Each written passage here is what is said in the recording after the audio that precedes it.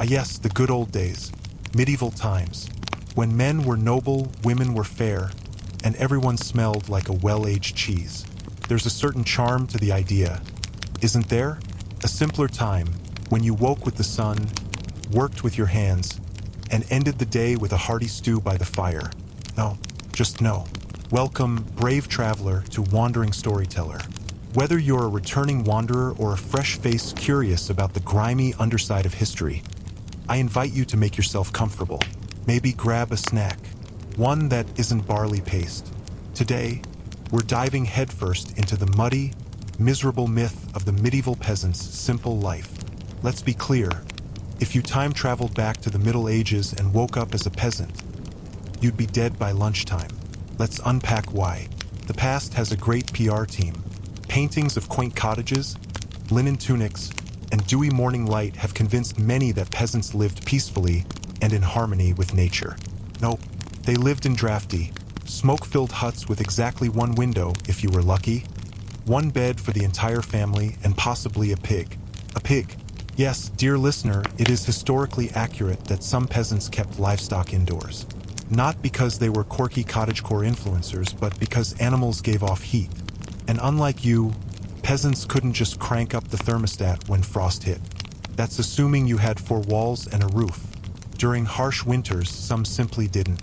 Your medieval peasant day began at the crack of dawn. Not because you were spiritually aligned with the earth's rhythms, but because if you didn't get up, you didn't eat. You'd shiver out of your lice-infested hay bed, step into your one pair of crusty, woolen clothes that never got washed, and head outside into the mud. Everything was mud. The path? Mud. The yard? Mud. Your soul? Probably a little muddy too. And what's for breakfast? How about some boiled barley? Again, maybe some watery ale to wash it down because the water was too unsafe to drink. Delicious. Let's romanticize labor, shall we? You spend your entire day tilling soil, reaping, sowing, and repeating every bone-snapping motion until your fingers are permanently claw-shaped. Your reward? Not death yet, just back pain, sunstroke, and a vague longing for modern Advil. And you're not doing it for yourself. Oh no, you're doing it for the local lord who owns your land, your tools, your house, and technically, you were part of the land like a very sad potato. You work his fields, pay him taxes, give the church a tithe, and somehow still manage to be starving. Economically speaking, you were in the negative fun zone. Speaking of fun, let's talk about medieval healthcare. Imagine you've got a mild toothache, maybe a bit of swelling. In 2025, you'd book a dentist appointment. In 1325, a monk would jab your gum with a rusty nail while chanting a prayer to Saint Apollonia. Medical knowledge was creative. Common cures included trepanning, drilling a hole in your skull to let the demons out, leeches, or just screaming and hoping for the best. Got a fever? Must be an imbalance of humors. Let's bleed you. And if you're thinking, at least they had herbs. Yes, herbs and a healthy dose of superstition. You might be told to bury a potato under the full moon or wear a dead toad around your neck. For balance. If your dream life involves daily showers and scented soaps, medieval peasantry was not for you. Bathing was rare, mostly because water was scarce and cold, and soap cost more than your weekly wage. Instead, you'd scrape dirt off your skin with a knife. Clothes? You had one outfit, and it was never clean. Toilet paper didn't exist. Neither did privacy.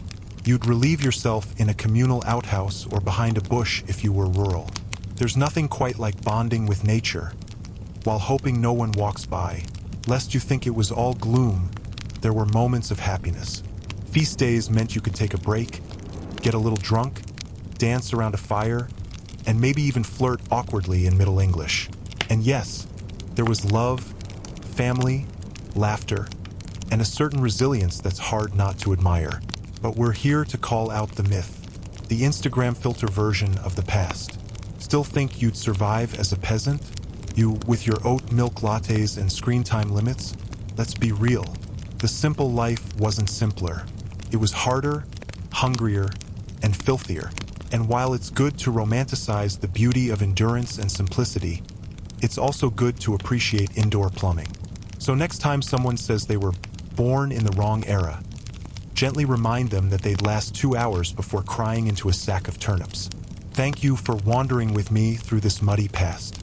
Stay curious, stay cozy, and remember, history may be dirty, but it sure is fun to talk about. Let's dig a little deeper into your new medieval nightmare, your humble abode, or as modern real estate would call it, quaint fixer-upper with open-plan living, rustic charm, and one previous owner, the Black Death. We need to have a frank conversation about what home means in the 14th century. Because if you're imagining anything with actual furniture, solid walls, or even the slightest whisper of comfort, abandon that fantasy at the drawbridge. Your home is not so much a house as it is an enthusiastic suggestion of shelter. Constructed from sticks, mud, and the occasional hope the structure is technically vertical, but we wouldn't test it on a windy day. The walls are made of wattle and daub, which sounds adorable until you realize it's just woven twigs stuffed with a paste of mud, straw, and animal dung. Yes, poop. Congratulations, your house is partially held together by manure. That's not just rustic, that's rustic with a vengeance. Now, let's open the front door if there is one. A hinged wooden door is expensive. You might have a cloth hanging there, or a wooden plank you lean across the opening. Burglar-proof? Not even close. Then again, you don't own anything worth stealing except maybe your goat. And frankly, if someone takes the goat, you're half tempted to thank them. Step inside. Take a breath. Regret it instantly. The air is thick with the scent of smoke, sweat, animal musk, mildew, and a general note of, why does it smell like feet in here?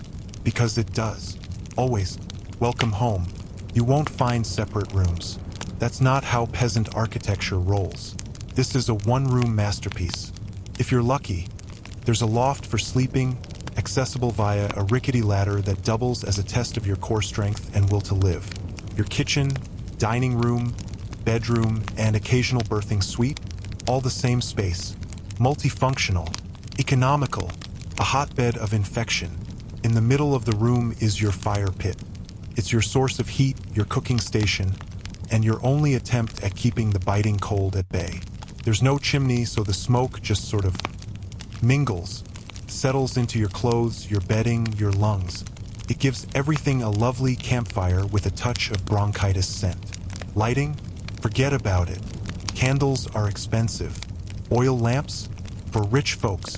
You get firelight, daylight, if there's a hole in the wall, and moonlight, assuming your thatched roof isn't too smug to let it in. And now, let's take a tour of your prized possessions. You have a pot, maybe two if you're rolling in wealth. You have a wooden spoon, a single knife, a bowl. If you have a stool to sit on, you're the neighborhood aristocrat. Beds are rare. Most peasants sleep on straw mats or old sacks. And by most peasants, I mean your entire family, all together, on one mat, in one room, with the livestock. Let's talk livestock. Your home includes roommates like chickens, goats, or even a pig. Not because you're an aspiring animal influencer, but because animals produce body heat. That's right. Your heating system is a pig in the corner snoring through the night. You cuddle up next to your spouse, your kids, your cousin, and probably the goat. Family bonding at its finest. But wait, it gets worse. The thatched roof is a breeding ground for bugs. Fleas, lice, spiders, and birds who have mistaken your ceiling for their starter home. That constant tickle on your scalp? Not your imagination. That's Gerald the roof louse. He's been here longer than you have. When it rains, the thatch leaks. You shove rags into the holes and hope they hold. The floor is dirt, not earth-tone tile that mimics nature dirt. Literal mud. It floods in winter, cracks in summer. It's home to all sorts of critters, including ones you don't want to name in front of the children. And let's not forget your wardrobe. Fashion in medieval peasantry is minimalist, to put it kindly. You own one outfit, maybe two, if you inherited Great Aunt Edna's smock after she died of some mysterious fever that was probably caused by a rat sneezing 3 towns over. Your clothes are made of rough wool or hemp, dyed with whatever plants you could find. They itch, they're hot in summer, cold in winter, and smell like everything you've ever done in them, which is everything. You wear them to sleep, to work, to the rare social gathering, and to the harvest festival where you awkwardly try to dance while hiding a rash. Laundry? A luxury. Washing clothes means hauling them to the river, scrubbing them with sand or lye, and hoping they dry before it rains again.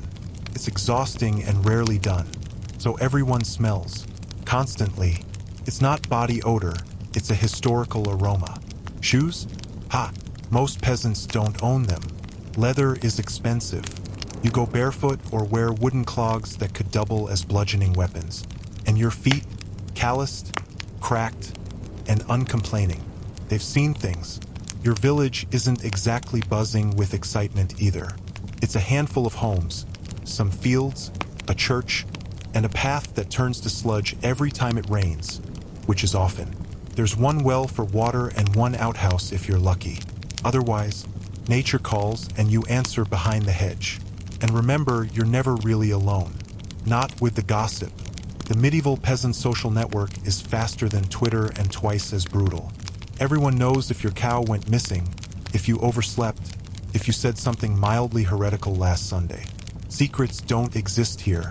The village church bells ring out the time, the holy days, and occasionally the doom of your personal reputation. Even your home isn't really yours. It's technically owned by the lord of the manor, who could evict you, tax you, or randomly decide that your house now belongs to his cousin. And you take it. Because feudalism is just a very formal way of being constantly robbed by people who wear fancier hats.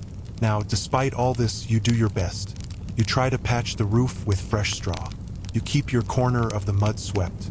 You hang herbs to keep the flies out. Maybe you carve a little decoration on your wooden spoon to feel fancy. Because even in the bleakest settings, humans cling to scraps of comfort and identity. It's kind of beautiful in a please help me sort of way. And yet, there's a weird, stubborn pride in it. Your home may be smoky and soggy and infested with things that bite, but it's yours, sort of. You grew up in it. You might raise your kids in it. You might even die in it, probably from a mild cough that escalated rapidly. But that's another section. So when people say they miss the good old days, gently remind them that they're romanticizing a time when indoor plumbing meant yelling into a bucket and luxury housing came with bonus rodents. The medieval peasant home, it builds character, mostly from mold and trauma. And now that you've had a full tour of your cozy, cohabitated cottage of horrors, we'll move on next to the joys of working all day, every day with zero rights and very little food. Let's move on. You've got your home, your glorious shack of mud, smoke, and shared body heat. Now let's talk about what you do all day. Because believe it or not, your peasant life isn't just hanging out by the fire with a potato. Oh no, welcome to the grind. And I mean grind in the most literal sense. Grinding grain, grinding tools, grinding your joints into powder by age 30. There are no hobbies, there are no sick days, and there is no vacation. Your life is a loop of manual labor and hoping your back doesn't give out before the harvest. Your alarm clock is the sun and the angry rooster who lives in your ceiling. You wake up before dawn, muscles already sore from yesterday's plowing, digging, chopping, or child hauling. You've got chores to do. So many chores. Let's start with food. Not eating it. That's a luxury. Making it. You've got to fetch water from the well, because no plumbing. Start a fire by rubbing sticks or banging rocks, like a caveman with bills, and figure out what's edible. You have a small patch of garden if you're lucky, but it's mostly turnips, onions, and tears. Breakfast is, more boiled grains. Maybe porridge, maybe thin barley soup, maybe yesterday's bread redunked in hot water. If there's milk, it's from your goat. If there's butter, it's probably already rancid. But hey, calories are calories. Then the field work. If you're a man, you're probably heading out with a wooden plow and an ox that hates you. You plow, you seed, you harvest, and you hoe not in the fun way. It's endless, back-breaking, sometimes literally. And weather doesn't care. It rains, you work. It's cold, you work. Your foot fell off? Wrap it and hobble. You don't stop because crops don't care about your feelings. They care about sun and dirt and pain. If you're a woman, your life is just as fun. You cook, clean, fetch, wash, raise kids, tend animals, gather firewood, make cloth, fix clothes, nurse the sick, and still manage to maintain a resting peasant face. You're the backbone of the entire household, and also the unpaid therapist, midwife, and security system. Let's pause on firewood. Sounds quaint, right? Just a walk in the woods? Wrong. Firewood is heavy, hard to find, and technically illegal to take if it's not from your own lord's land. Get caught stealing it? You might be fined or worse. All for the pleasure of hauling a bundle of twigs back to your soot-black cottage. Midday break? Ha! If you're lucky, you might sit under a tree, gnaw a crust of bread, and share a laugh with a fellow peasant about how you haven't felt your fingers since March. Then it's back to work. Maybe you're thatching a roof, or repairing a fence, or helping your neighbor build a barn in exchange for the promise of one egg and a favor to be named later. You do what you must, because community is everything when your world is made of cold, hunger, and the looming threat of feudal taxes. And yes, taxes. Let's not forget you're doing all this while owing a portion of your grain, your labor, and possibly your firstborn's left sock to your lord, the church, and whatever royal nonsense is going on that month. Ever paid a chicken in taxes? It's a clucking nightmare. The church wants tithes.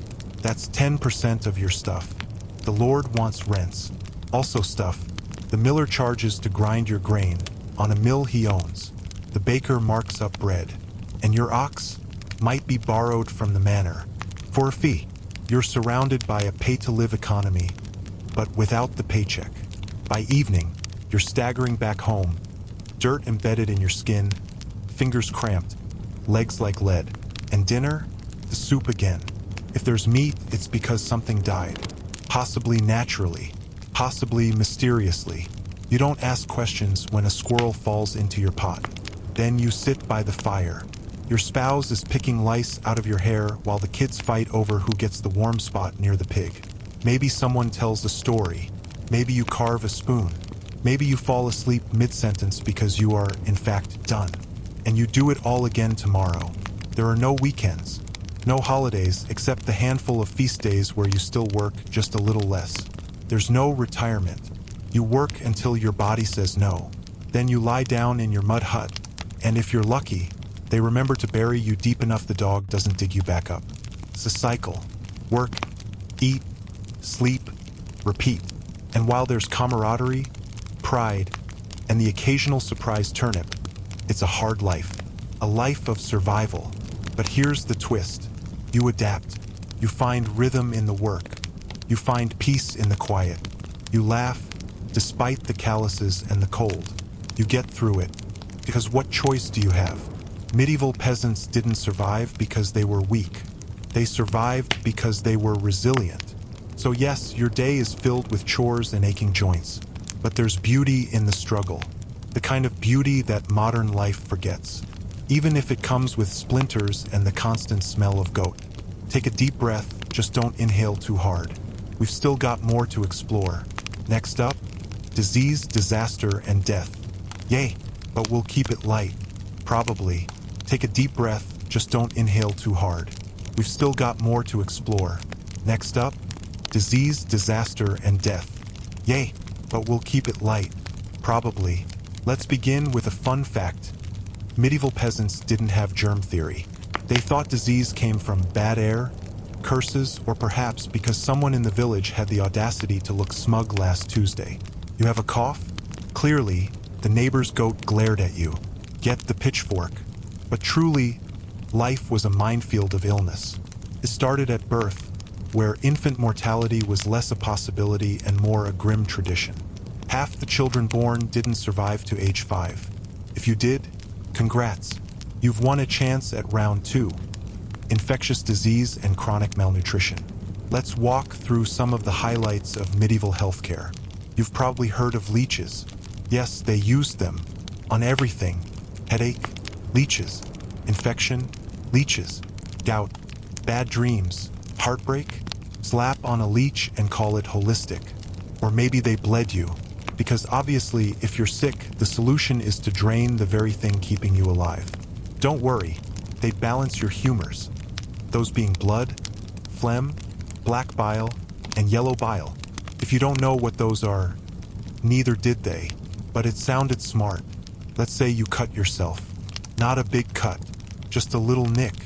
No problem, right? Wrong. That minor wound is now infected because soap is a myth, bandages are just old rags, and antibiotics won't exist for another 600 years. You might lose the limb, or die, either or. Got a fever? Here's a poultice made of mashed snails and rotten onions. Enjoy. Toothache? The blacksmith will pull it out. No anesthesia. Just grit your teeth. Wait, no, don't do that. Oh, and the Black Death? Yes, let's talk about that cheerful little visitor. In the mid-14th century, the plague wiped out somewhere between a third and half of Europe's population. You could go to sleep feeling fine and be dead by lunch. There was no cure, no explanation, and no mercy. If you were lucky, your village avoided it. If not, it hit like a wrecking ball covered in boils and despair. People tried everything. Fires, prayers, mass panic. Some whipped themselves in public to earn God's forgiveness. It didn't help. But hey, points for enthusiasm. Let's also consider sanitation or the lack thereof. Remember, you share your home with livestock, and you dispose of waste wherever you can. Open pits, chamber pots flung from windows, or the ever-popular just dig a hole and forget about it technique. Rats? Everywhere. Fleas? Even more. Worms? If you ate anything undercooked, and you did, you probably had a thriving internal ecosystem. Doctors? Rare. Expensive. Often more dangerous than helpful. If one did show up, his treatment bag was basically a medieval Pinterest board of bad ideas. Ah yes, he says. Your liver's acting up. Let's stick a burning feather up your nose. Most healing was done by wise women or herbalists. Some actually knew what they were doing. But if they helped a little too well, the church might accuse them of witchcraft. Because nothing says, thanks for curing my rash, like a public trial. Oh, and mental health? That wasn't a thing. If you acted strangely, people assumed you were possessed, or cursed, or just annoying. Either way, it wouldn't end well. Despite all this, medieval folks did their best. They relied on herbs, traditions, and sheer stubbornness. Calendula, sage, honey, garlic. They weren't wrong about everything. And let's be fair, even without the science, they knew that boiling water or clean air helped. Sometimes. But overall, getting sick as a peasant was a high-stakes game of roulette. Sometimes you lived, sometimes you died, and sometimes you just kept coughing for 10 years and hoped no one noticed. So the next time you complain about waiting 20 minutes to see your doctor, remember that in medieval times, your options were live with it or have the village priest rub a rock on your forehead while mumbling in Latin. Disease wasn't a side plot in peasant life, it was a daily reality. You didn't plan for the future because the future was mostly just don't get gangrene. Next up, let's dive into the medieval justice system. Spoiler, you're guilty. Of what? Doesn't matter. Somebody said you stole a turnip, and now you're going on trial by ordeal. Good luck with that. Justice in the medieval village wasn't about facts or fairness. It was more about vibes, and those vibes were usually bad. If someone accused you of a crime, things escalated fast. No innocent until proven guilty. You were just guilty until dead, or punished, or proven to be a witch. Possibly all three. The most common legal procedure? Trial by ordeal. Yes, an actual divine test-based system where your guilt was decided not by evidence, but by doing something horrible and seeing if you survived. One option, trial by hot iron. You carry a red-hot bar of metal for several steps. Then they wrap your hand and wait 3 days. If it's healing nicely, you're innocent. If it's infected and disgusting, you clearly angered God. Enjoy your sentence. Another classic, trial by water. They tie you up and throw you into a river. If you sink, congrats, you're innocent, also probably dead. If you float, you're a witch, and also guilty. There were trials by combat too, if you wanted to add some medieval UFC to your felony charge. 2 people fight, sometimes to the death, to prove who's right.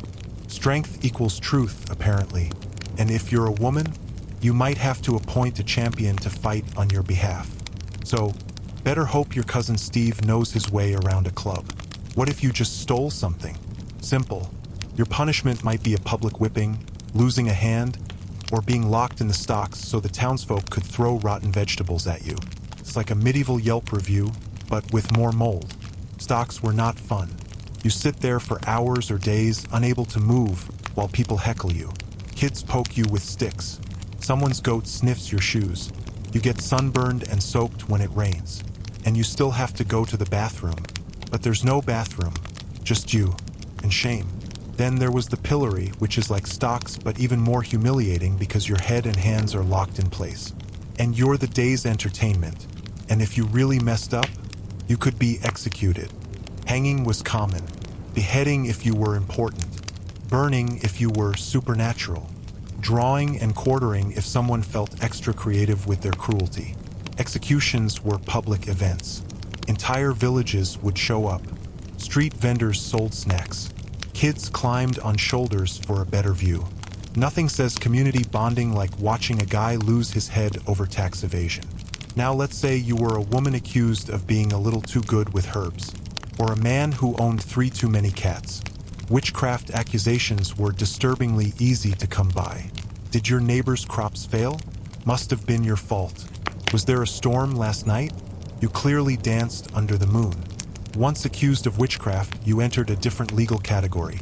One where the rules were looser and the chances of surviving were laughably low. Torture was not off the table. Confessions were encouraged, with pliers and branding irons, and things with names like the Pair of Anguish. Don't Google that, which trials could drag on for weeks. Evidence was laughable. She talks to her cat, or her bread rose too fast were solid grounds for suspicion. If you confessed, you might be hanged. If you didn't, tortured until you changed your mind. The irony? People loved these rituals of punishment. They believed justice was being served, that watching someone else suffer might make life a little fairer, or at least a little less boring. Even minor disputes could end up in court. Maybe you accused someone of stealing your chicken. Maybe someone claimed you insulted their sheep. Yes, defamation of sheep was a thing. Your word against theirs, and possibly a cleric's judgment in between. And then there were the Lord's courts. Manorial courts handled local disputes, like land boundaries or unpaid rents. The Lord acted as judge, jury, and owner of the very land the dispute was about. Conflict of interest? Welcome to medieval law. Church courts dealt with sins. Skipped mass, gossiped too much, drank too hard. You could be fined or forced to do penance. Maybe walk barefoot through town wearing a sign that says, "I said a naughty word." Monks recorded everything. Scribes documented the most ridiculous infractions with deadly seriousness. On the 14th of September, Matilda of Little Hedgeford did loudly declare the miller's goose to be suspect. The nerve. And above all, if you were poor, you had no power. Wealth could buy leniency. Connections bought silence.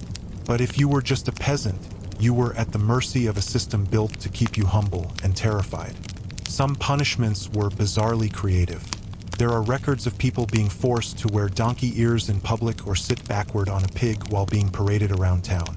Justice was not just painful, it was theatrical. Towns loved a good spectacle. You could be fined for fighting, stealing, or even cursing the weather. Yes, insulting the sky was apparently a legal offense in some areas. Public shaming wasn't just a deterrent, it was also a crowd pleaser. So next time you hear someone say, "People were more moral in the old days," feel free to remind them that back then, justice meant we tied Uncle Ned to a rock because the crops were bad. Medieval law, when in doubt, torture first, trial later. Coming up next, let's lighten the mood with a little medieval romance. Yes, peasants fell in love too, though courtship didn't involve chocolates or dinner dates, more like goats and dowries. Stay tuned. So, you're a medieval peasant and you've somehow made it through another day without dying from plague, starvation, or an angry lord. Congratulations. Now what? Time to fall in love? Kind of. Romance in the Middle Ages wasn't exactly candlelit dinners and long walks through the barley field. First off, let's be clear, marriage wasn't about love. It was about survival, about land, labor, and livestock. Love was nice if you could get it, but most of the time it was considered optional, like seasoning in a pottage. Nice to have, but not required for the meal to happen. Your parents usually picked your spouse. If not your parents, then someone else with an opinion and a goat to trade. That's right. Marriages could be arranged with the promise of a few chickens, some cloth, or if you were really showing off, a cow. As a woman, you could be married off as soon as you hit puberty, which wasn't just socially acceptable, it was encouraged. Men usually married older once they had a bit of land, a trade, or a roof that only leaked on one side. There was no Tinder, no speed dating, but there was the village fair, feast days, and church events. If you locked eyes with someone while stuffing your face with communal barley stew, that was basically a proposal. And yes, there were dances, awkward, stompy, giggle-heavy dances, where sweaty hands met callous palms and everyone prayed not to step on someone's toe, or toe fungus. Flirting happened. You might pass a girl a flower, or help her carry firewood, or challenge a rival to a wrestling match near the sheep pen. Very Shakespearean, but with more mud. If a man fancied a woman, he might carve her name on a tree, or sneak a love token into her thatch roof, or sing outside her hut late at night until her father came out and chased him off with a stick. You know, romance. But once marriage was arranged, things moved quickly. There were no long engagements. You said your vows, sometimes in the church, sometimes just in front of witnesses, and boom, you were wed. The wedding was less about rings and white dresses and more about food and booze. If there was bread, beer, and some sort of meat, it was a hit. Guests would bring what they could, often eating outdoors or in the one big building that could fit everyone, usually the barn. Then came the bedding ceremony, which, yes, was a thing. In some villages, the newlyweds would be escorted to bed by the entire community, with songs and jokes, and possibly someone tossing peas at them. Privacy. Never heard of her. Now, what about actual love? It did exist. Couples laughed, bickered, and built lives together. They supported each other through famine, childbirth, illness, and every medieval Monday imaginable. Some people genuinely cared for each other. There are court records where men and women defend their right to marry for love, even when the village tried to force another match. There are poems and songs passed down that tell of longing and heartbreak. Love was there. It just had to make room between the dirt floor and the drying onions. And relationships weren't always tidy. Affairs happened. Scandals brewed. Some people were married more than once due to death, desertion, or drunken brawls. Some were happily single. Some were happily not single, but definitely not married. There was jealousy. There was devotion. There were heartbreaks and reconciliations and a lot of babies. Peasant families tended to be large. Not always because people wanted big families, but because so many children didn't survive to adulthood. If you had 6 kids, maybe 3 would make it past age 5. That's not romance, that's arithmetic. Women bore the brunt of family life. Pregnancy after pregnancy, cooking, cleaning, and working the fields. Still, many were respected figures in their households and communities. They ran homes, organized feasts, and even brewed beer. Some were midwives, healers, or craftswomen. And yes, men could be romantic. There are surviving ballads written by peasants, verses scribbled in margins or memorized and passed along. They're not all Shakespeare, but they do the trick. Thy cheeks be red as ripe cherry, thy eyes do shame the summer berry. Not bad, right? Especially from a guy who probably smells like a cheese well left in the sun. In all its grubby, chaotic glory, medieval romance wasn't about grand gestures. It was about partnership, about surviving together, about knowing that when the roof leaks, someone's holding the bucket while you patch the hole. And speaking of bucket sharing, let's not forget intimacy. Yes, it happened. Often, thanks to shared sleeping spaces and a near-total lack of privacy. Romance was sometimes stolen glances by the hearth, or whispered plans while the children were finally asleep and the goat had wandered off. Affection didn't always look like kissing or cuddling. It could be a husband pulling the last hunk of bread out of the cupboard for his wife, or a wife saving a bit of honey for her husband's sore throat. They made do with what they had, including love. Married life was also a business arrangement. 2 people managing assets, raising children, and running a household. It involved negotiation, compromise, and often a surprising amount of humor. Some records mention couples arguing publicly, then laughing about it later. Teasing, pet names, disputes over who fed the chickens. These are the little human details that make history feel less like a textbook and more like your own weird relatives. And despite the hardships, some couples made it work beautifully.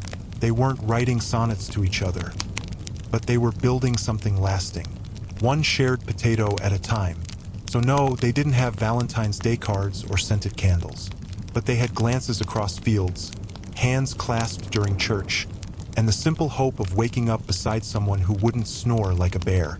Next time someone sighs about wanting a storybook romance, just remind them. The original storybooks involved a lot more mud, goats, and communal bedding songs than they probably expect. Coming up next, let's talk about food. Specifically, the tragic, turnip-laden diet of a medieval peasant. Because nothing says romance like boiling cabbage for the 5th day in a row. Let's set the table, figuratively, of course, because an actual table was a luxury. You, the humble peasant, eat your meals squatting near the hearth, balanced on a log, or standing up because you've been on your feet since dawn and what's a few more hours. Now, don't get too excited. There's no charcuterie board, no dessert spread, no post-meal espresso. Your daily menu is more like a survival checklist. And if you think being plant-based is a trendy modern choice, think again. You were plant-based because meat was reserved for those who could afford swords and servants. Breakfast, that's porridge. Again, it's always porridge.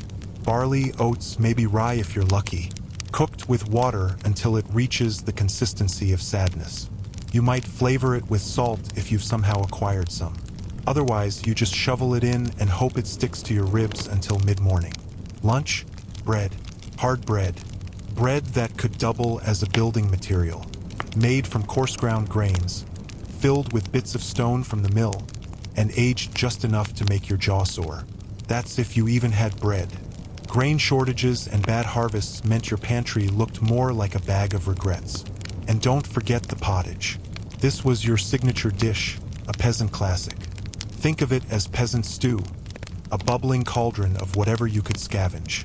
Onions, turnips, leeks, nettles, maybe a bean or two if it's your birthday. It simmered all day over the fire, thickening with whatever you tossed in. It was filling, vaguely nutritious, and tasted like wet garden. You didn't waste food, ever. That meant bones were boiled down until they dissolved into broth. Crusts of bread were reused until they resembled wood chips. And nothing, not even a slimy carrot, was tossed. Everything went in the pot. Everything. Meat was a rare treat. You might get a sliver of salted pork on a feast day or a rabbit if your cousin was fast and the local lord wasn't watching. Hunting on noble land was forbidden, of course. Poaching could get you fined, beaten, or worse. But survival sometimes meant dodging a few arrows and hoping dinner didn't bite back. Eggs and dairy were more common, but not guaranteed. Chickens didn't lay on command, and cows didn't milk themselves. You had to barter or raise your own livestock, and even then, most of it went to rent or taxes. You drank thin ale more often than water, not because you were a party animal, but because water could, and often did, kill you. That's right. Medieval water was basically a game of microbial roulette. Streams were shared by people, animals, and everyone's bodily functions. So, boiling your drink or sipping weak beer was the smart choice. Ale wasn't strong. It was barely alcoholic. But it was cleaner than whatever that green puddle by your hut was offering. As for sweets, forget it. Honey was precious and sugar was an exotic fantasy from lands you'd never see. If you craved something sweet, you might chew on dried apples or hope your neighbor was feeling generous with their berry stash. Salt was gold. Not literally, but close. It preserved meat, flavored food, and kept your body from crumbling into a dehydrated husk. If you had salt, you guarded it. If you didn't, well, your food tasted like boiled disappointment. And while we're on the subject, table manners, let's talk about them. Forks? Not yet a thing. Spoons? If you were lucky. Most people used fingers or shared a communal knife. Double dipping wasn't rude, it was expected. You ate with your hands, wiped your mouth with your sleeve, and occasionally your dog joined in. Plates were slabs of bread, called trenchers. You'd pile your food on top, let the juices soak in, and eat the whole thing if you were starving. Which you were. Always. Now, you might be wondering, what about vegetables? Oh, there were vegetables. Mostly root ones. Lots of onions, leeks, and turnips. Some greens in spring, peas in summer. Anything else was exotic and therefore invisible to you. And fruit? Yes, but only in season. No apples in winter. No strawberries in spring. If you wanted fruit out of season, you had to dry it, stew it, or bribe a monk with particularly flattering poetry. Spices? Those were for nobles. Your spices were salt, wild herbs, and desperation. If you were fancy, maybe mustard seed or horseradish. But paprika? Cinnamon? That was stuff of legend. Food wasn't just sustenance, it was strategy. You had to plan your meals around what you had, what was growing, what was stored, and what the rats hadn't claimed. If the harvest was poor, you stretched your supplies. If winter hit hard, you skipped meals. If disease took your livestock, you ate nettles and prayed. Famine wasn't rare. Entire years went by with failed crops. Rain ruined hay. Frost killed roots. Insects devoured everything. Then came the lean months, when your pantry was empty and you gnawed on whatever bark looked least like a splinter grenade. But there were feast days. Glorious, glorious feast days. These were your moments of culinary redemption. Religious holidays, weddings, village festivals, anything that gave you an excuse to roast something and bake bread with actual flour instead of sawdust.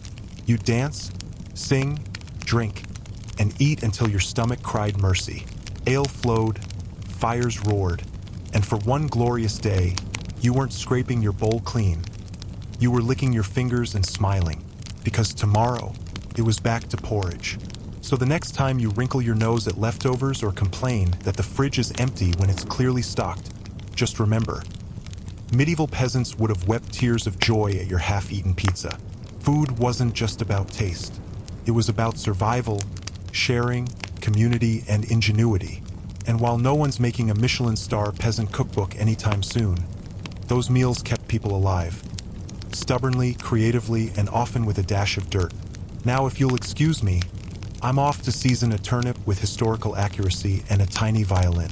Coming up next, let's peek into the world of entertainment, peasant style. Spoiler alert, it's less Netflix, more neighbor with a lute and an alarming amount of enthusiasm. Now, before you sigh at the lack of Wi-Fi, remember that peasants had their own brand of entertainment. Raw, chaotic, often unsupervised, and deeply rooted in what little spare time they clawed from their exhausting days. First off, let's talk about storytelling. In a world where books were rare, expensive, and mostly in Latin, thanks for nothing, monks, oral storytelling reigned supreme. Gathered around the hearth or under a tree, folks told tales. Some true, most wildly embellished, of local legends, saints, ghosts, and the kind of gossip that would make today's tabloids blush. Every village had that person, the one who could turn "I saw a crow on the fence" into a gripping 45-minute epic involving witches, prophecy, and a duck that may or may not have been royalty in disguise. Storytellers were treasured. They passed on history, entertained the kids, and occasionally started minor feuds with their scandalous tales.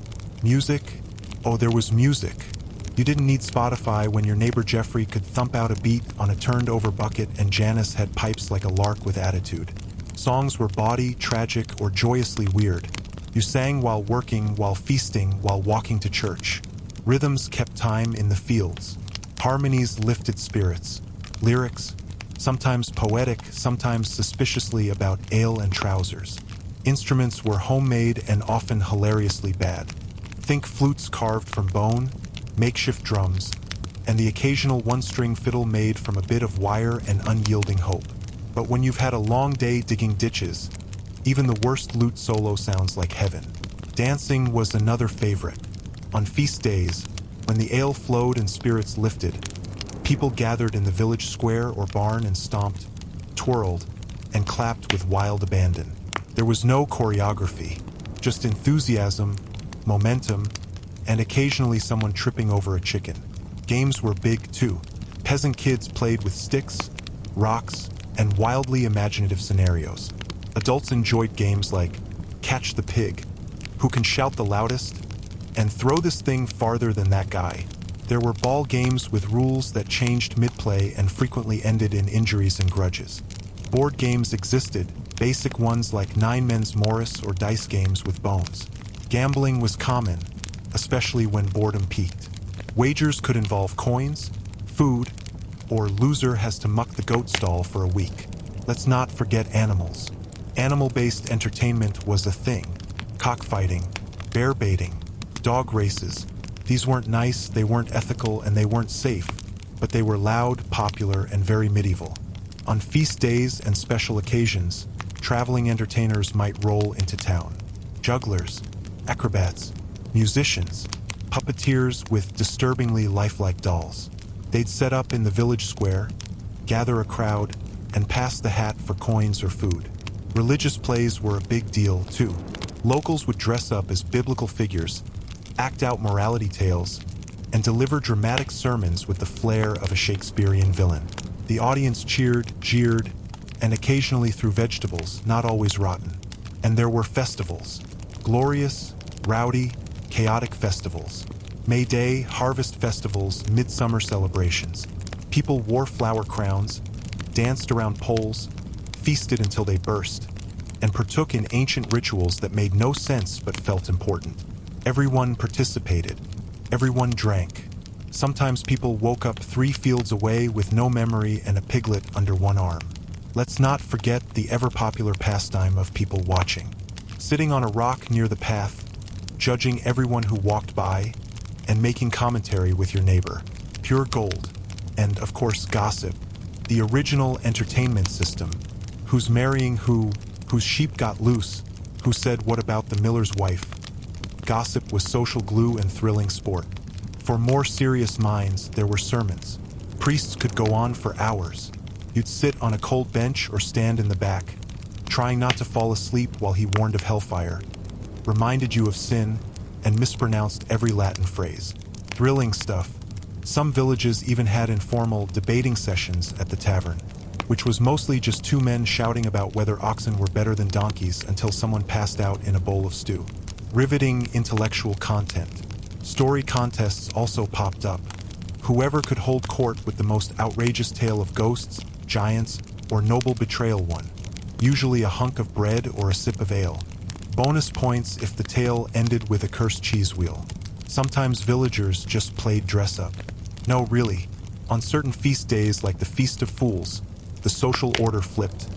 The fool became the king. The priest was mocked, and everyone got to pretend the world was upside down. It was bizarre, loud, a little sacrilegious, and the highlight of the year. Children's entertainment, besides chores, which were not optional. They played with dolls made of cloth scraps, hobby horses made from sticks, and their own wildly overactive imaginations. Let's pretend we're noble knights, often ended with someone falling in the dung pile, as all great games do. Even storytelling could be interactive.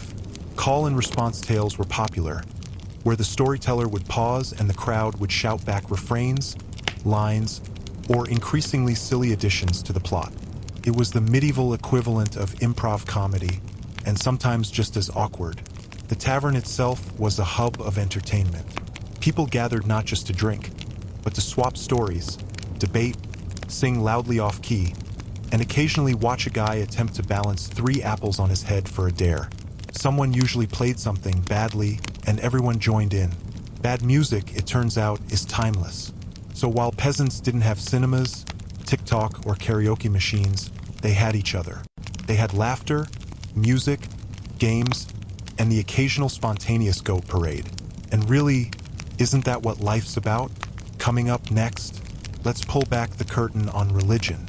Faith was everything: comfort, control, community, and sometimes terror. So let's explore the spiritual side of peasant life, from saints to superstitions to the fear of sneezing in church. Religion, for a medieval peasant, wasn't something you did on Sundays. It was something that shaped every waking moment. From birth to death, every event in your life was soaked in holy water, framed by the cross, and sprinkled with a generous helping of guilt.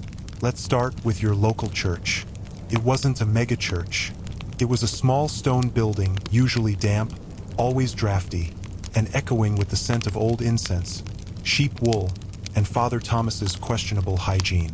You went there for baptisms, marriages, funerals, feast days, confessions, and, most importantly, for a sense of cosmic insurance. Mass wasn't optional. Not attending could lead to fines, shunning, or worse. A very stern lecture from the village priest. Services were in Latin, which you didn't understand, but you showed up anyway. You stood, knelt, and muttered along, hoping God was listening and that your chickens didn't catch fire in your absence. Your priest? He was part shepherd, part judge, part moral referee. He knew everyone's sins. He also knew everyone's drinking habits, extramarital dalliances, and who muttered hypocrite during last week's sermon.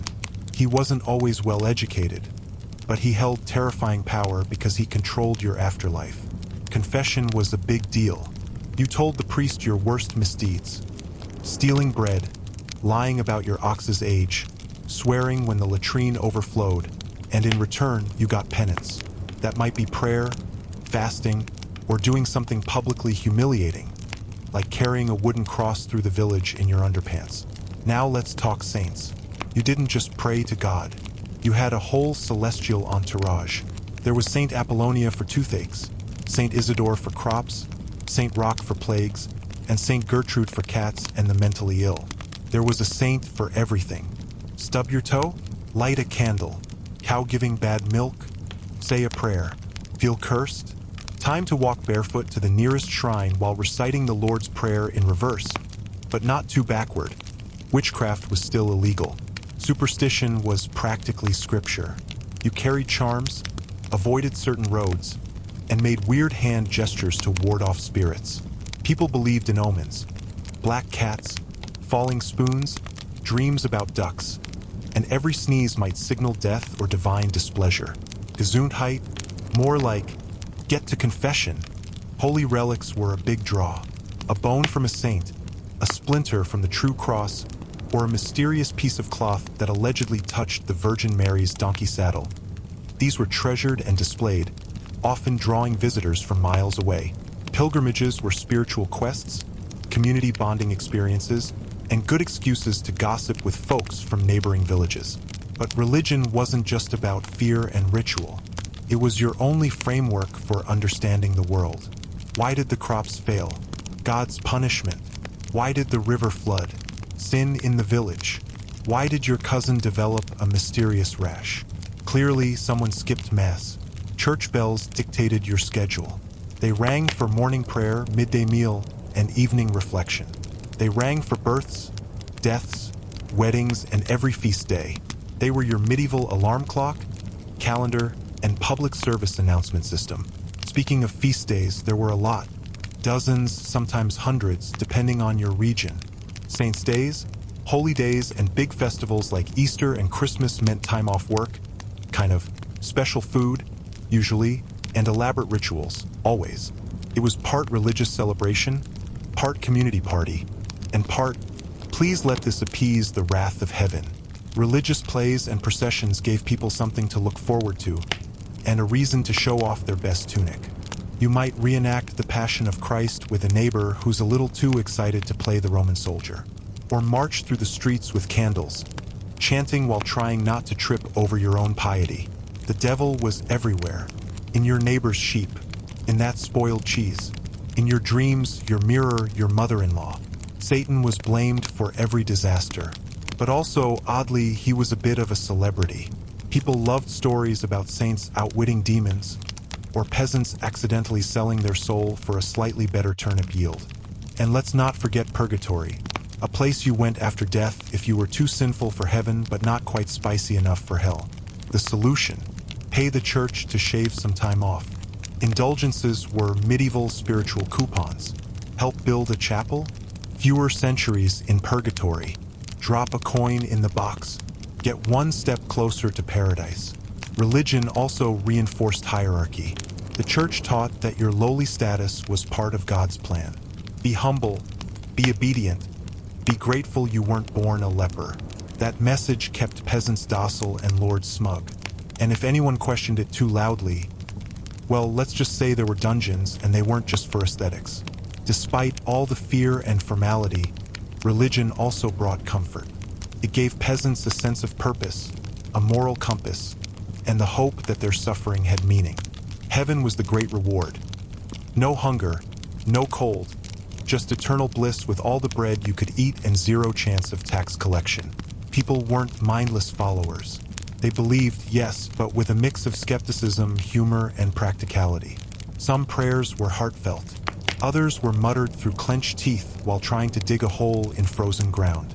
And sometimes, when the priest's back was turned, someone swapped the communion wine with cider. For testing, faith was personal, communal, and everywhere. It was in your morning routine, your planting calendar, your lullabies, and your last words. It was carved into headstones, etched on spoons, and whispered in the wind. Many peasants also had a foot in the old ways. Pagan rituals and local lore blended seamlessly with Christian practice. They might bless their crops with holy water on Monday, then leave a loaf of bread out for the field spirits on Tuesday, just in case. Funerals were solemn but community-rich. Everyone came. You'd be wrapped in a shroud, prayed over, and laid to rest in consecrated ground. The priest reminded everyone about Judgment Day. Meanwhile, your cousin eyed the good boots you left behind. There were mystery cults, secret prayers, and families who whispered special blessings passed down for generations. Faith wasn't just what the church taught. It was what you felt, lived, and hoped would keep your children alive one more winter. So no, you didn't fear God all the time, but you did take him seriously. And sometimes that was enough. Coming up next, war. What happened when armies rolled through your humble village, and why your thatched roof suddenly became prime looting material. When you think of medieval war, you probably picture armored knights charging into battle with lances, banners flapping in the wind, and trumpets blaring. But for peasants, war wasn't a noble game. It was a nightmare that dropped from the sky like a plague wrapped in a tax bill. Let's say your village is minding its own business. Fields tended, pigs fattened, gossip flowing freely. When word arrives that some local lord is marching his army through on the way to settle a feud, capture a castle, or just flex for the king. The next thing you know, soldiers are knocking on your door or just walking in, because doors were optional and locks were mythical. These weren't just a few guys in shiny armor.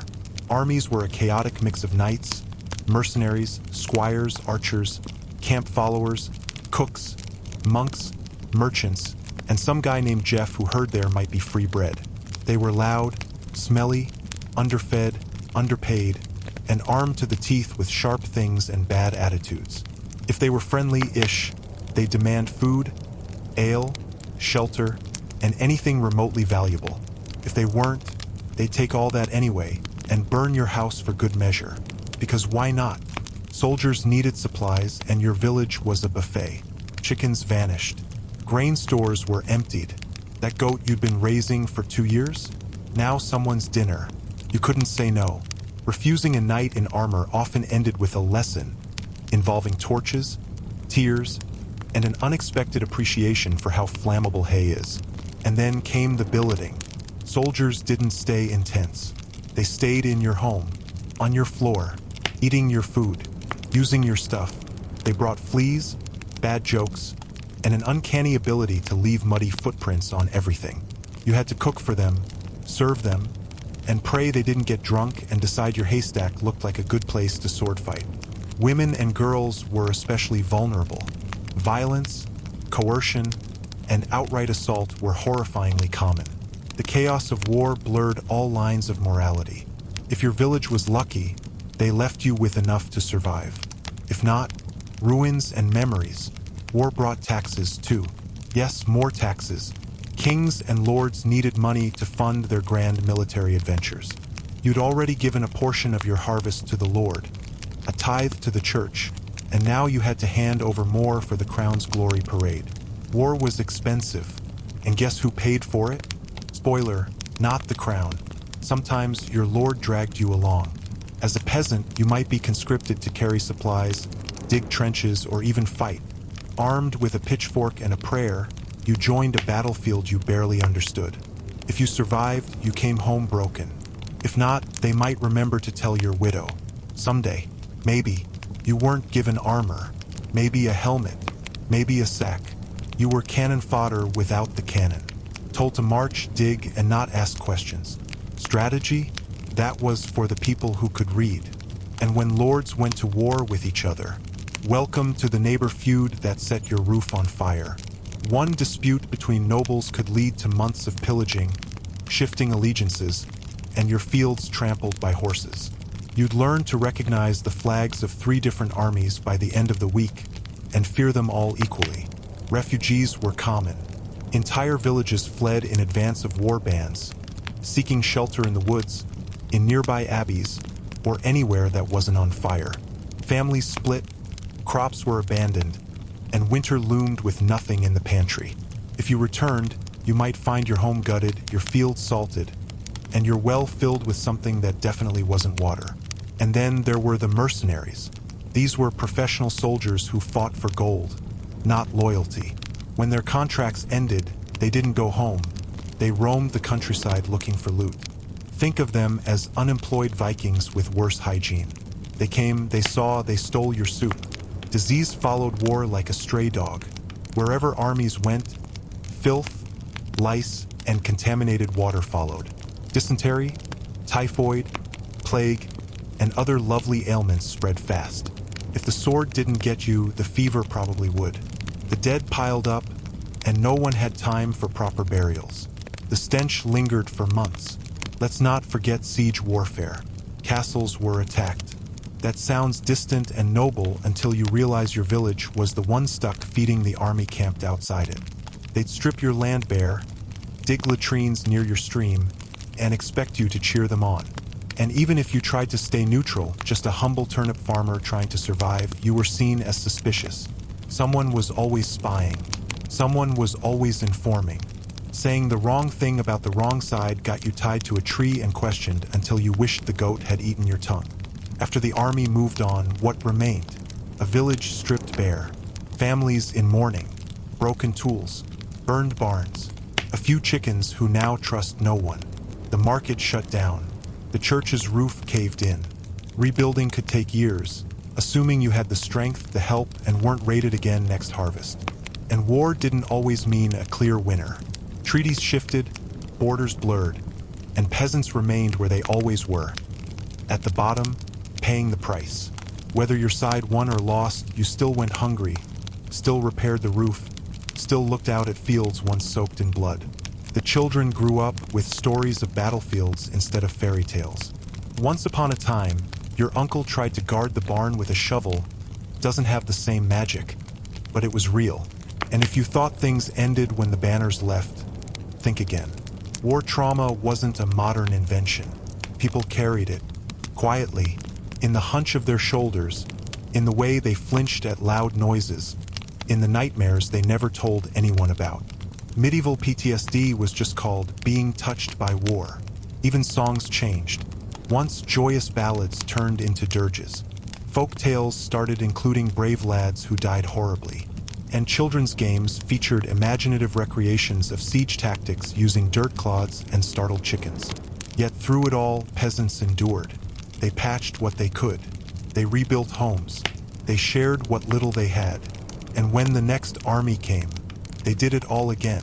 Because for a medieval peasant, survival wasn't just instinct. It was tradition. A muddy, blister-covered, perpetually terrified tradition. Coming up next, let's talk natural disasters, because if war didn't get you, the river probably would. Or the frost. Or the sky falling. Literally. You see, medieval life wasn't just about dodging war and taxes. Nature also had a habit of stepping in with a hearty, "Hold my mead." You'd think surviving plagues and rampaging nights would earn you a break. But nope. Here comes the weather to ruin your week. Let's start with the humble flood. Rivers were lifelines for villages, water, fish, bathing, sort of. But they also turned into medieval wrecking balls with alarming regularity. One week, it's a babbling brook. The next, it's a raging torrent barreling through your cabbage patch like it's auditioning for the part of Angry Ocean Number 2. Your home, made of mud and optimism, is not exactly engineered to withstand the mighty power of soggy disappointment. Thatched roofs leak, walls melt, floorboards warp into funhouse shapes. And let's not forget your food storage. Now a floating buffet for local rats and frogs. Then there's drought, the other extreme. No rain. The soil cracks like a disappointed parent. Your crops shrivel. Your goat stops producing milk and starts giving you dirty looks. You walk 5 miles to fetch a bucket of water that smells like 3 generations of fish lived and died in it. And when crops failed, famine followed. Remember all those delicious boiled nettles and bark soup you joked about? Not so funny now, is it? Starving peasants ate anything. Grass, roots, leather.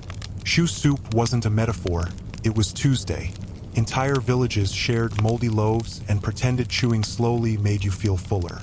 Didn't. But let's not stop there. Let's add fire to the mix. You lived in a house made of straw. You cooked over an open flame. And sometimes you forgot your toddler left a torch in the loft. A single spark could turn your home into a very crispy memory. And if the wind joined in, congratulations, you're now the founder of Ash Heap Village. Lightning storms were terrifying. You had no idea what electricity was. All you knew was the sky suddenly decided to scream and throw fire.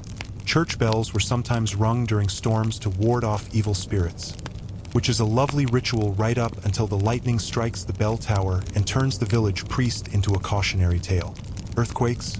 Oh yes, not as common, but when they happened, the ground shook, walls cracked, and everyone collectively decided that God was probably annoyed again. You didn't have seismic data, you had screaming and prayer. And then there was hail. Not just ouch hail. We're talking it's June. Why are we being pelted by frozen goat eggs hail? Crops flattened. Livestock bruised. Little Hans ran for cover under a bucket and became a local legend. Medieval winters were no joke either. The term Little Ice Age might sound cute, but the reality was endless snow, freezing nights, and frostbite being one of the more cheerful outcomes. If you had one blanket for a family of 6, you layered like lasagna and hoped for the best. Blizzards could trap entire villages for days. Snow collapsed roofs. Frost turned chamber pots into frozen sculptures of suffering. And good luck finding firewood when everything is buried under 4 feet of white disappointment. Let's not forget disease, yes, again. Because sometimes natural disasters and pestilence teamed up like the worst buddy cop movie in history. Flooding brought cholera. Drought brought dysentery. Famine weakened bodies, which meant even a sniffle could be your final curtain call. Even solar eclipses were ominous. The sun disappears? Obviously a sign of doom. People hid in cellars, prayed fervently, or accused their neighbor's cat of witchcraft. Fun times. And volcanoes? If you were really unlucky, a volcano might erupt halfway across the world and send ash clouds that dimmed the sun for months. Crops failed, temperatures dropped, and peasants huddled around fires asking each other, "What did we do this time?" Weather was also weaponized by superstition. A sudden storm? Someone's practicing dark magic. A year without snow? Definitely the work of the new family that moved in from the next village, which became the go-to explanation for anything remotely meteorological. And when these disasters hit, what was your backup plan? That's right, you didn't have one. No insurance, no FEMA, just prayer, luck, and the hope that next year would be less murderously moist. Still, peasants adapted. They built dikes, dug drainage channels, stored grain, and even prayed strategically. Some danced to encourage rain. Some lit fires to burn away fog spirits. Some yelled at clouds. And some just gave up and became storytellers, which was marginally less likely to end in frostbite. Neighbors came together, too. Disaster meant community. You shared what you had, helped patch roofs, dug out snow, and found ways to laugh, even when everything was terrible, especially then. And sometimes disasters became legends. The Great Flood of '38. No, the other one. The blizzard that ate Jeff. The lightning cow incident. These stories were retold with gusto. Part cautionary tale, part comedy, and part thank goodness it wasn't me. Seasonal rhythms were deeply tied to survival. You knew when the frost came, when the rains arrived, when the wind would turn sharp. You watched the sky like it owed you money. You prayed to saints who specialized in crops, weather, and not dying painfully. And when the disaster passed, when the flood receded, when the snow melted, when the fire stopped smoldering, you cleaned up, you rebuilt, you planted again, because there was no alternative. Nature might throw a tantrum, but you were still standing, slightly frostbitten, maybe singed, possibly soaked, but upright. So yes, life was hard. Disasters were frequent, and nature was less mother and more chaotic aunt with a drinking problem. But through it all, peasants persisted, because even after the worst flood, the fiercest storm, or the coldest night, the sun still rose. Hopefully. Coming up next, let's dive into childbirth and childhood, because being born into this world was just the first miracle. Surviving it, that was the real magic trick. In the medieval peasant lottery of misfortune, childbirth was right up there with war and plague as a leading cause of drama, danger, and general chaos. Let's set the scene. Your home is a one-room hut. Your midwife is your neighbor Gertrude, whose main qualification is that she's done this before and hasn't fainted yet.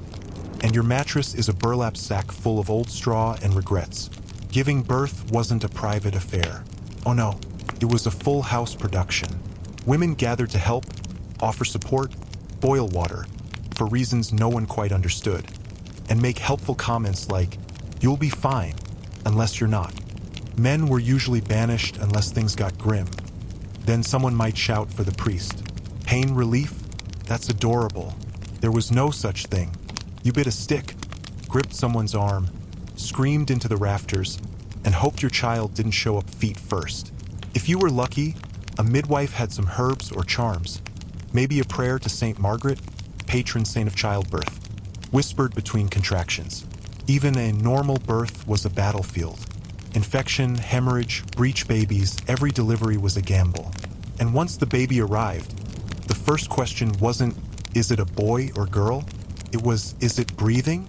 Followed quickly by, is it going to keep breathing for more than a week? Infant mortality was brutal. It's estimated that anywhere from 30% to 50% of children died before age 5. If you named a child, it was often after a saint, part piety, part plea. And parents often recycled names. If baby Thomas died, the next boy, also Thomas. Third time's the charm. Baptism happened fast, often within a day or two. If the baby died unbaptized, it was said their soul might not reach heaven. So you called the priest, no matter the hour, and hoped he got there before the baby slipped away. Now, let's say the child survived. Congrats, you've got a small, screaming, fragile peasant. What now? Swaddle it, strap it to your back, or lay it in a cradle near the fire. Just don't fall asleep while nursing, because co-sleeping tragedies were common and heartbreaking. Newborn care was part tradition, part guesswork.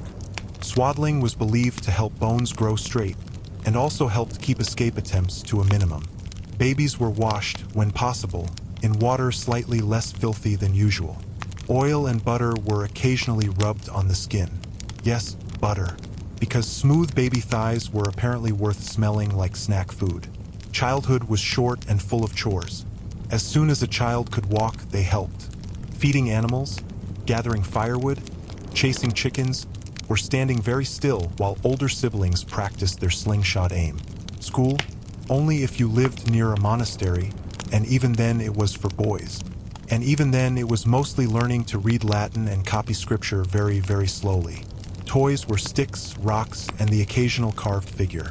Games included, throw this at that, run away from the goose, and let's play Plague Doctor, which had one kid lying down dramatically while the others poked them with reeds. If you found a wheel and a stick, that was hours of racing entertainment right there. Children were cherished, don't get it twisted, but they were also seen as future workers. Every extra mouth had to justify itself eventually. If you were the oldest, you got the heaviest chores. If you were the youngest, you got carried around until you learned how to dodge pigs. Discipline? Oh, it existed. Parents didn't mess around. You misbehaved, you got scolded, spanked, or sent to sit near the compost heap and think about what you did. Church doctrine also shaped discipline. Your soul was at stake, so obedience wasn't just practical, it was theological. Teen years weren't a concept. You were a child until suddenly you weren't. At 12 or 13, girls might be married off. Boys were expected to start apprenticing or farming. Puberty was a job promotion. Congratulations, you now work here. Forever. And work you did. You learned how to till, mend, milk, stitch, gather, gut, and gut some more. Childhood was on-the-job training for adulthood, with very little downtime, except during feast days or when you were conveniently sick to avoid slop duty. Still, joy found its way in. Kids played tag, sang songs, chased butterflies, and occasionally built imaginary fortresses out of hay bales before being yelled at by someone who needed that hay for an actual roof. Laughter echoed even when bellies were empty. Imagination was currency. Sickness was a constant threat.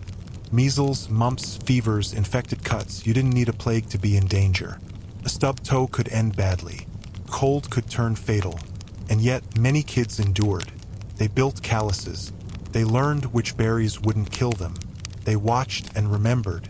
And through it all, the village raised them. Aunties, neighbors, even the grumpy blacksmith all kept an eye out. If a child cried, someone would scoop them up. If a child wandered off, someone would fetch them by the ear. Survival was a group effort. Some children did go into religious life.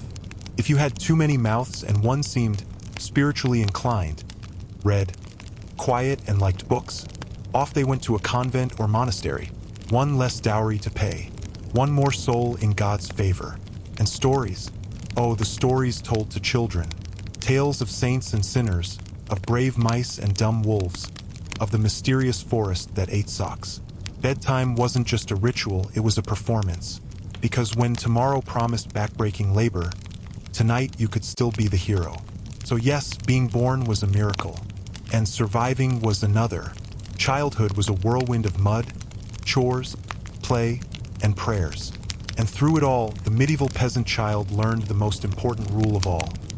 Keep going, no matter what. Coming up next, let's explore festivals and feasts. Because even peasants knew how to throw a party when given half a chance and a full keg of cider. Life as a medieval peasant was rough. Mud, taxes, war, plagues, repeat.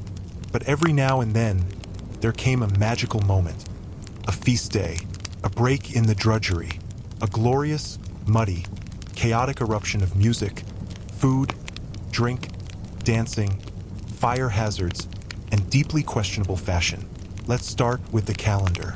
The church packed the year with feast days, saints' days, holy days, seasonal festivals.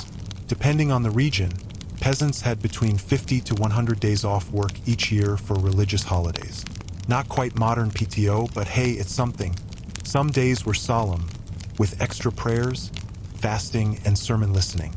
But others, party time, May Day, Midsummer, Harvest Festival, even the Feast of Fools, a day when the world flipped upside down. The village idiot became king for a day, and nobody was safe from satire. Preparation started early. The good ale was brewed. Bread was baked in vast communal ovens. Turnips were turned into sculptures. Someone caught a chicken. Someone else caught the person who caught the chicken. Everyone had a job. Clothing was upgraded briefly. You wore your cleanest tunic, your least ripped hose, maybe a flower crown if it was spring. If you had shoes, you polished them. If not, you just tried not to step in anything too squishy. The church hosted mass in the morning. Sometimes very long, sometimes very boring, but everyone attended. It was a social event, a spiritual anchor, and a chance to side-eye your neighbor's suspiciously fresh haircut. Then came the feasting. Peasants didn't eat like nobles, but for one day, they tried.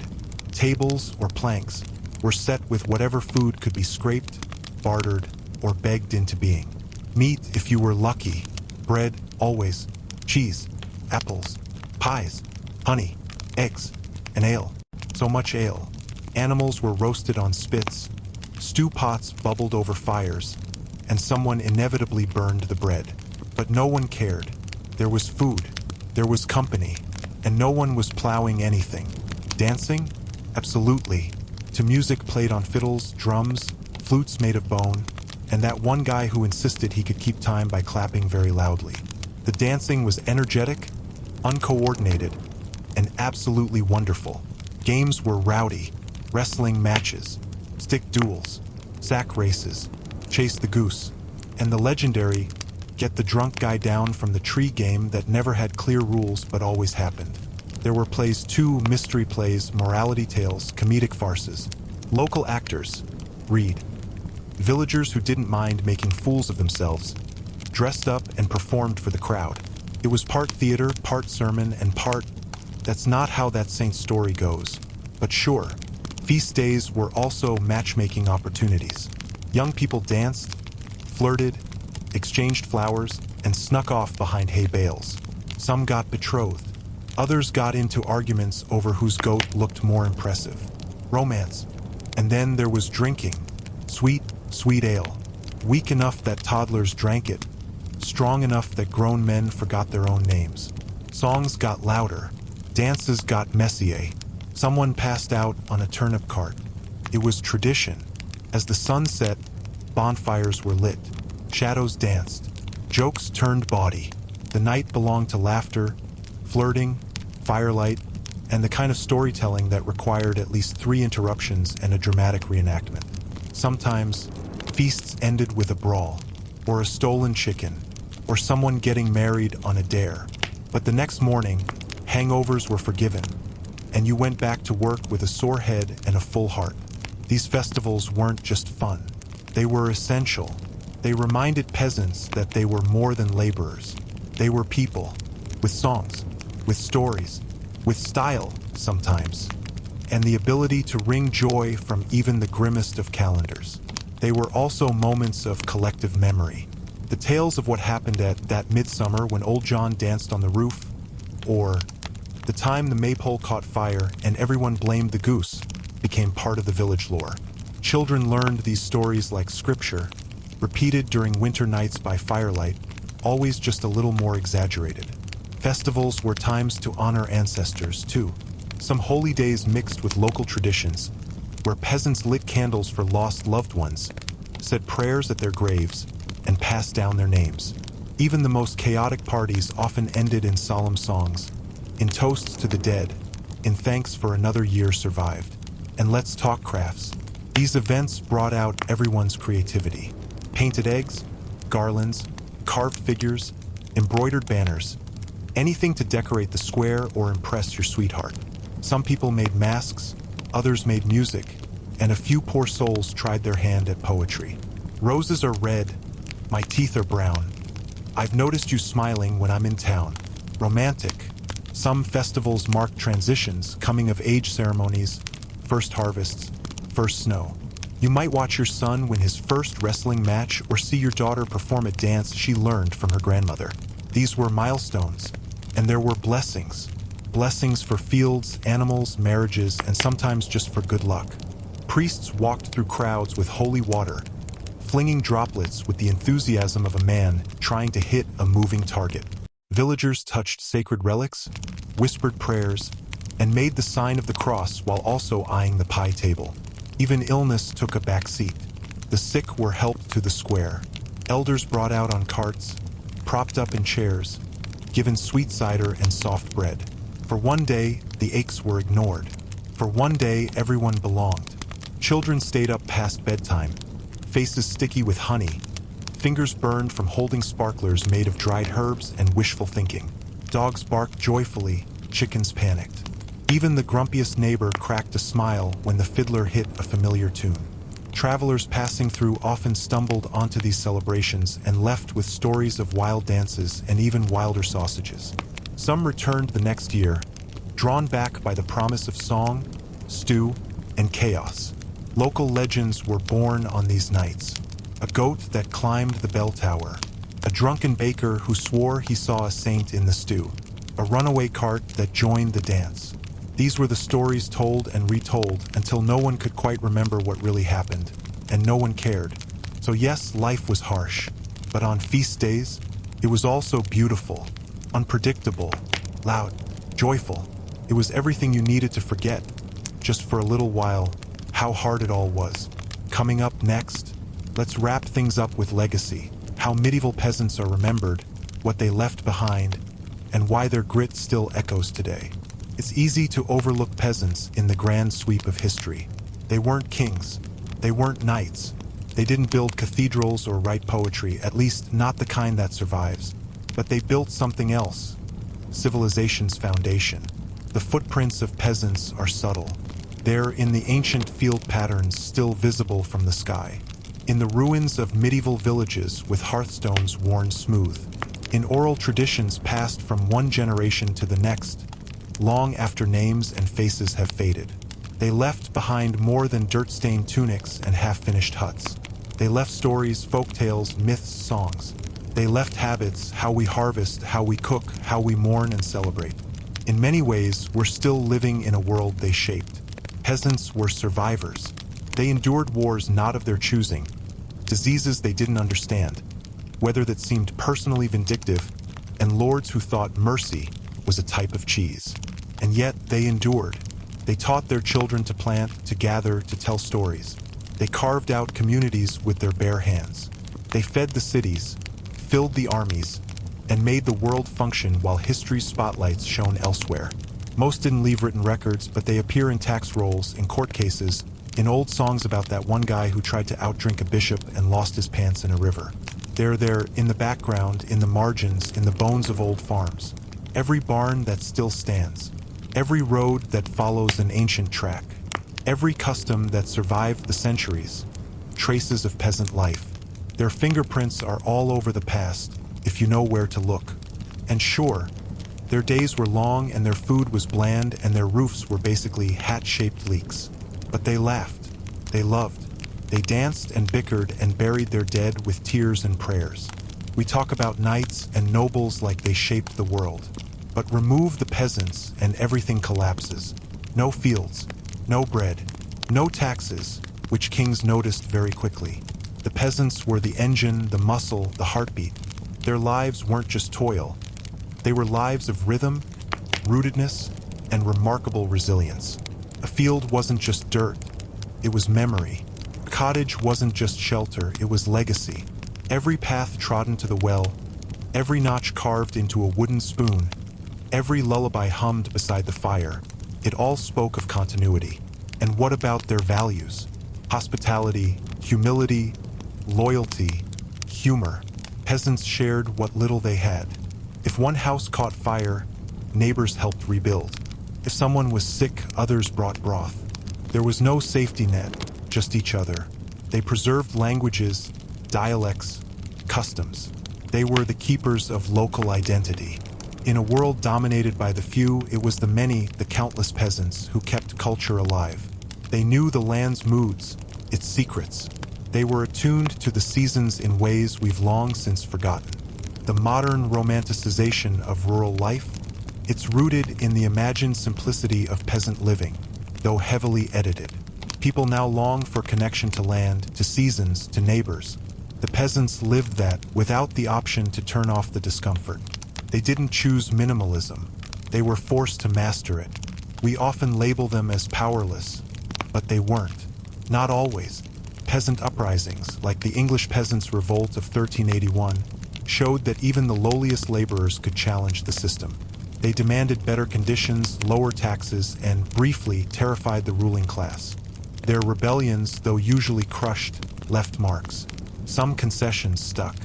Some lords rethought policies. And always the idea lingered. These weren't just tools to be used. They were people, capable, angry, awake.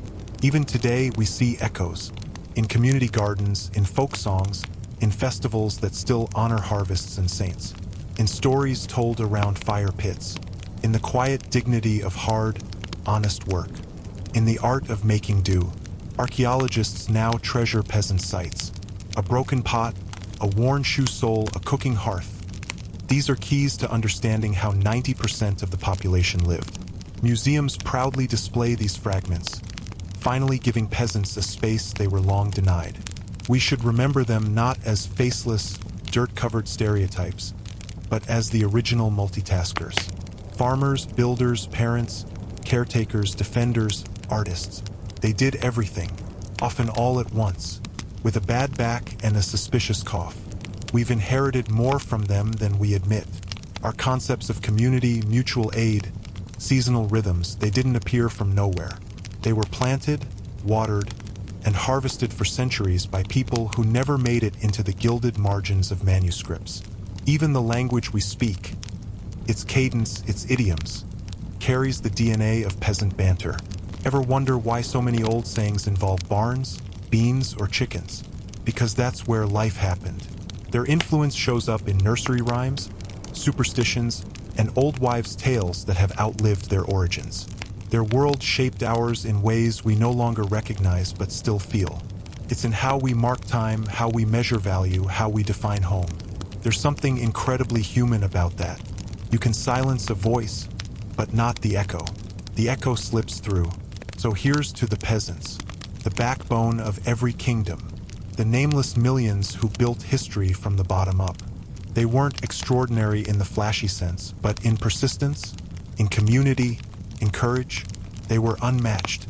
Raise a cup of weak ale, sing a song, dance on the dirt, tell a story that's just a bit exaggerated. That's how we honor them, because in the end, it wasn't the kings who kept the world turning. It was the people covered in mud, humming tunes, and building futures one rough, beautiful day at a time. And now, dear viewer, we come to the end of our muddy, magnificent journey through medieval peasant life. If you've stuck with us through the plagues, porridge, pitchforks, and pigeon-based medicine, give yourself a hearty round of applause, or at least a celebratory loaf of bread. We hope you've laughed, cringed, and maybe even learned a little something, like how lucky you are to have indoor plumbing, antibiotics, and shoes that aren't made of desperation and twine. Our peasant ancestors may not have left behind gilded monuments, but they gifted us resilience, community, and an unshakable ability to find joy in the muck. If this tale of turnips and tenacity made you smile, consider subscribing to Wandering Storyteller. We have more strange, stunning, and occasionally soggy stories from the past where this came from. Tap that bell, and we'll whisper history in your ear every time we upload. We promise not to use actual whispering. It's creepy. Leave a comment below. What surprised you most about medieval peasant life? Would you have survived it? Could you handle soup with bones and no spice? Or perhaps you've developed a new appreciation for your mattress and your dentist. And hey, sharing is caring. If you know someone who loves history, storytelling, or just needs to hear about goat-induced roof collapses, pass this video along. Let's spread the love for the unsung heroes who planted the seeds of modern life, often literally. Thanks for joining us on this trek through time. From the Sleepy Storyteller, I wish you clear skies, warm hearths, and zero infestations. Until next time, stay curious, stay kind, and for heaven's sake, don't forget to boil your water. Cheers to the peasants, and to you,